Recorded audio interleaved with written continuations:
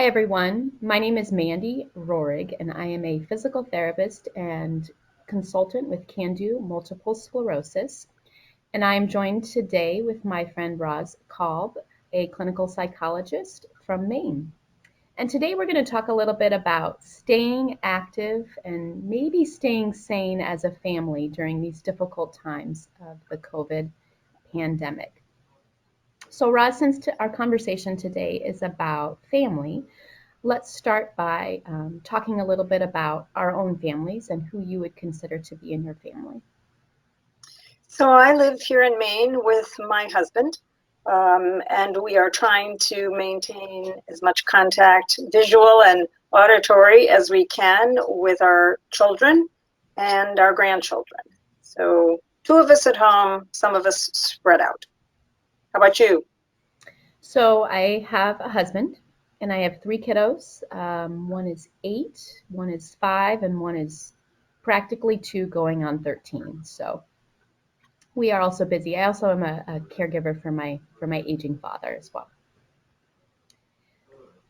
So with all those people that you're trying to live with and take care of, how do you all stay active? That may be a silly question for a mom with 3 little kids, but as a whole family, how do you stay active? Well, you're right, Roz. I mean, children are naturally busy, so we naturally have physical activity built into our day. But truly, we try to stick to a schedule, as you've coached and spoken about in the past. So we try to build that activity into the day. So, for example, we often do family hide and seek. We might do ride our bikes in the driveway, do chalk projects. We like to do scavenger hunts as a family, dancing, sometimes just doing a little bit of YMCA or a little freeze dancing can lighten the mood as well as give us a little opportunity for exercise.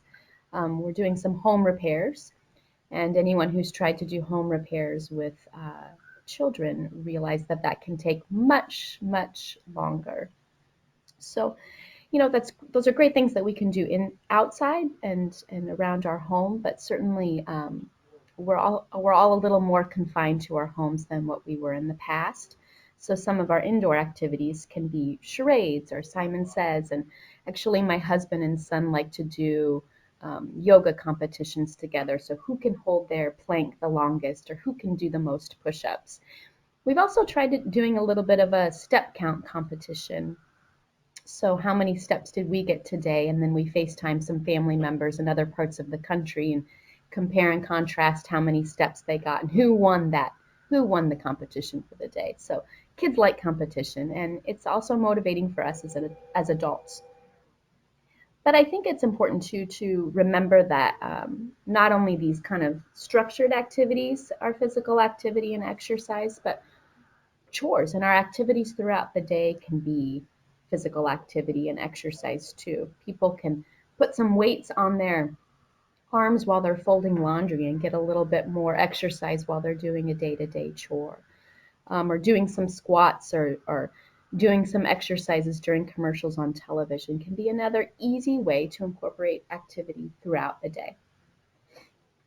So Mandy, does all this activity then keep you from having too much free time on your hands, too much screen time? How, particularly with kids, how are you balancing those kinds of physical activities with things like television and Yeah, I mean, I think again, it's shifting our expectations a little bit.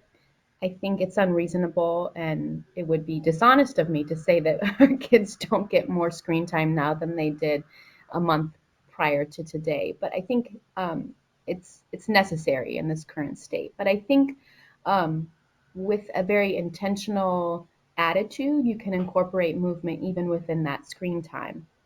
So there are lots of video games that are active that can be something that a family can do together or that you can do in competition with somebody in another part of the country, and both people can get physical activity.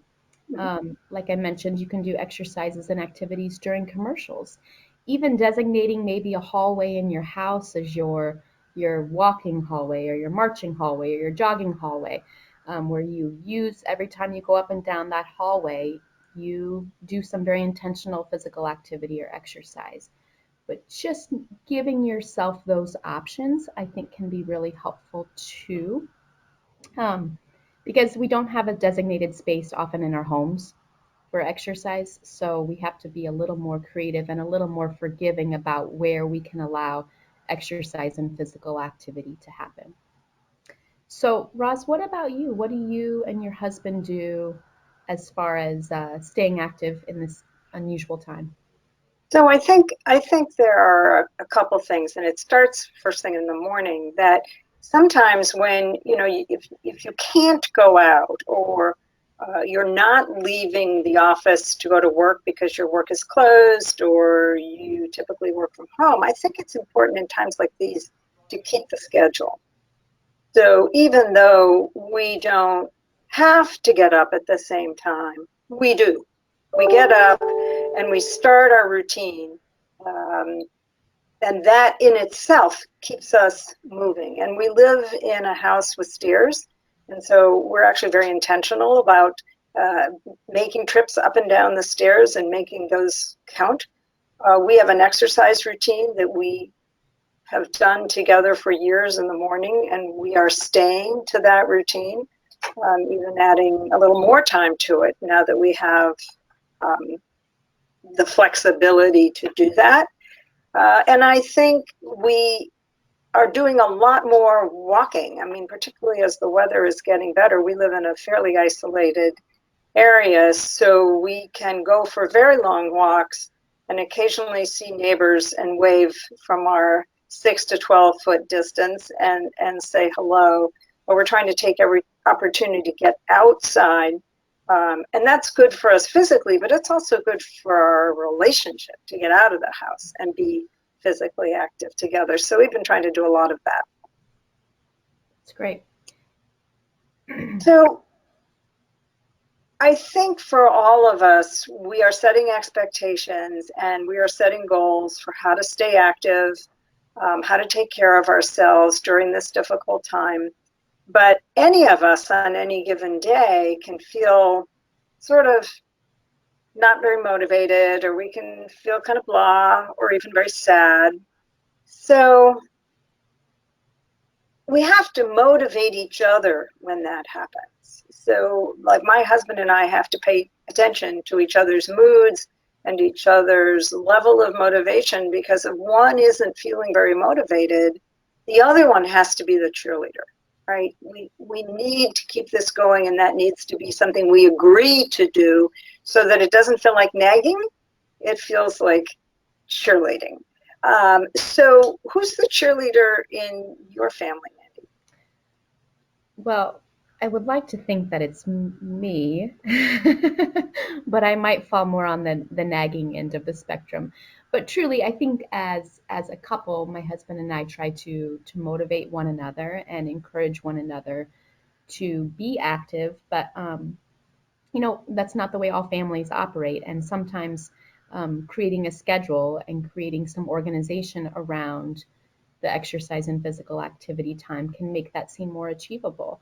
And even in the case of not just couples, but also families, allowing the kids to choose which one of those more active activities that we're doing um, gives them a little bit of control and gets them pretty enthusiastic. And I'm always amazed at the level of creativity of the kids when they're trying to think of a new game to play. Sometimes I get a little lost in the instructional aspect of it, but nonetheless, they can be very creative in what they choose to do. But I think the key message with all of this is we can use this time and take advantage of this time that we have together to create new routines and new opportunities and think of different ways to exercise and move together, both individually and as a family. And we'd love to hear from all of you. So send what you're doing to Can Do MS. We'd love to hear any ideas that you all Good are idea. doing at home to stay active during this time. And good luck to all of you. Stay healthy, stay well.